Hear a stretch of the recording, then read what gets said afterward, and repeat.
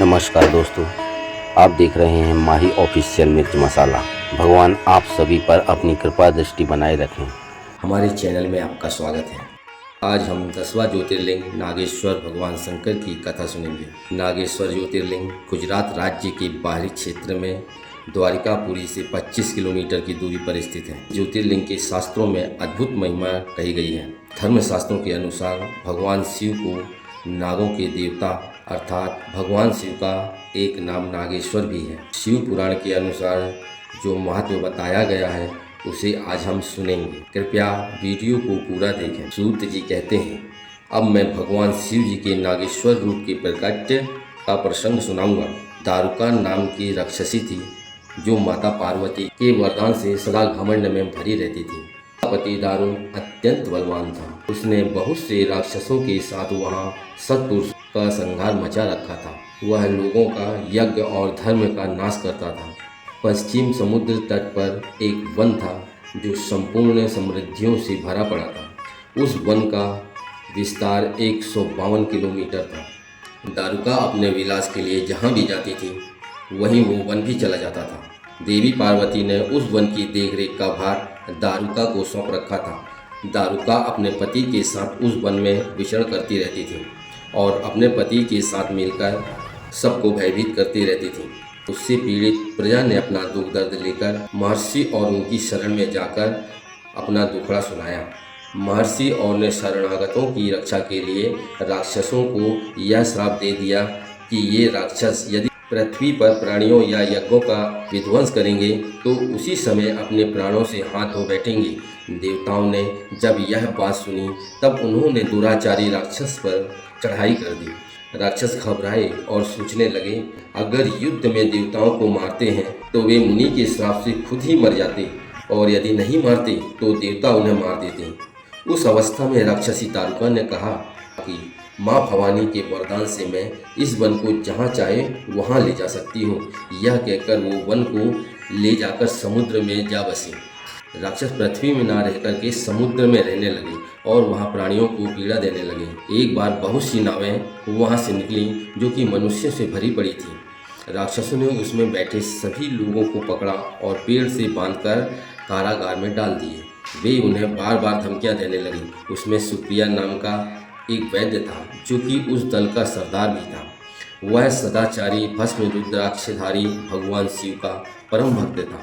सुप्रिया बिना पूजा किए भोजन नहीं किया करता था। वह तो स्वयं शिव का पूजन तो करता ही था, परंतु वह अपने बहुत से साथियों को भी भगवान शिव की पूजा करना सिखा दिया था। सभी लोग ओम नमः शिवाय का जाप और शंकर जी का ध्यान करने लगे। सुप्रिया को भगवान शंकर के दर्शन भी होते थे। दारुका राक्षस को जब इस बात का पता लगा तब आकर उसने सुप्रिया को धमकाया और उसके साथी राक्षस सुप्रिया को मारने दौड़े। उन राक्षसों को आया देख सुप्रिया भयभीत हो गए। तब वो भगवान शिव का जाप करने लगे। हे देवेश्वर शंकर, हमारी रक्षा कीजिए। प्रभु, हमें इस दुष्ट से बचाइए। हे देव, हे महादेव, अब आप ही मेरे सब कुछ हैं। मैं आपका हूँ, आपके अधीन हूँ और आप ही जीवन तथा प्राण हैं।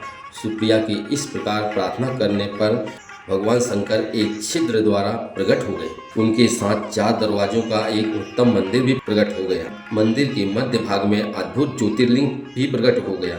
उसके साथ ही शिव परिवार के सब लोग विद्यमान थे। सुप्रिया ने उनका दर्शन करके पूजा किया। तब भगवान शिव प्रसन्न होकर त्रिशूल लेकर सभी राक्षसों को मारना शुरू कर दिया।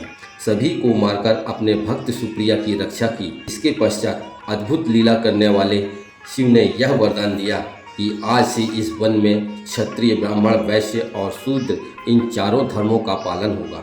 यहाँ श्रेष्ठ मुनि निवास करेंगे और तमोगुणी राक्षस यहाँ कभी नहीं निवास कर पाएंगे।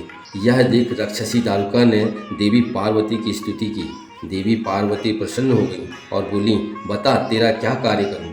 उसने कहा, मेरे वंश की रक्षा कीजिए। देवी बोली, ठीक है, मैं तेरे कुल की रक्षा करूंगी। फिर माता पार्वती शिव से बोली कि हे नाथ, आपकी यह बात अंत में सिद्ध होगी। तब तक तामसी गुणी लोग भी इस सृष्टि में रहेंगे, ऐसा मेरा विचार है। मैं भी आपकी ही सृष्टि और आपके आश्रय में ही रहती हूँ, अतः मेरी बात को भी सत्य कीजिए। यह राक्षसी दानुका देवी है, यह मेरी ही शक्ति है और राक्षसियों में बलिष्ठ है, अतः यही राक्षसों पर राज्य करे, ये सभी इस वन में निवास कर सके, ऐसी मेरी इच्छा है। शिव बोले, हे प्रिय, अगर तुम ऐसी बात कहती हो तो मेरा यह वचन भी सुनो। मैं भक्तों का पालन करने के लिए मैं इस वन में रहूँगा और जो मेरा यहाँ दर्शन करेगा वो चक्रवर्ती राजा होगा। कलयुग के अंत और सतयुग के आरंभ में महासेन का पुत्र वीरसेन राजाओं का भी राजा होगा। वह मेरा भक्त और अत्यंत पराक्रमी होगा और यहाँ आकर मेरा दर्शन करेगा। दर्शन करते ही वह चक्रवर्ती सम्राट हो जाएगा। इस प्रकार बोलकर शिवजी वहाँ विराजमान हो गए। ज्योति स्वरूप महादेव नागेश्वर कहलाए और देवी पार्वती नागेश्वरी के नाम से विख्यात हुई। ये दोनों ही सत्पुरुषों को प्रिय हैं। इस प्रकार नागेश्वर शिव जी की पूजा, आराधना और दर्शन करना सारी इच्छाओं की पूर्ति करता है। यह कथा आपको अच्छी लगी होगी। अगर आप भी शिव उपासक हैं, आपके आराध्य हैं, तो आप बिना लाइक, कमेंट और सब्सक्राइब की नहीं जाएंगे, तो आप पर भगवान शिव की कृपा हमेशा बनी रहेगी। आपके सारे बिगड़े काम बन जाएंगे।